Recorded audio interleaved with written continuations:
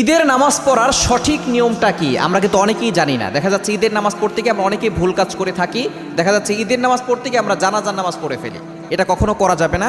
ঈদের নামাজ যেহেতু বছরে মাত্র 2বার পড়া হয়, এজন্য আমরা অনেকেই দেখা যাচ্ছে ঈদের নামাজের নিয়মটা ভুলে যাই। ঈদের নামাজ যদি নিয়মটা আগে থেকে জেনে থাকেন তাহলে দেখবেন আপনার ঈদের নামাজ পড়তে সহজ হয়ে যাবে। ঈদের নামাজে হানাফি মাযহাব অনুসারে আমরা অতিরিক্ত 6টা তাকবীর দিয়ে থাকি। অতিরিক্ত 6টা তাকবীর।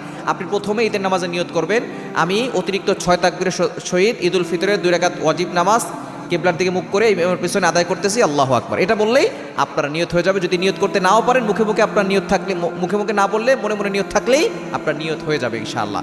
সুতরাং অতিরিক্ত 6টা তাকবীর দিতে হবে। কিভাবে তাকবীরগুলো দিবেন? প্রথমেই আমাদের তাকবীর শুরু হবে আল্লাহু আকবার বলে হাতটাকে বেঁধে নিতে হবে। প্রথমে আল্লাহু আকবার বলে হাতটাকে বেঁধে নিব, এরপর আমরা সানা পড়ব। সানা পড়ার পরে এরপর আপনার অতিরিক্ত 3টা তাকবীর দেওয়া হবে। আল্লাহু আকবার বলে প্রথম তাকবীর বলে হাত ছেড়ে দিবে, দ্বিতীয়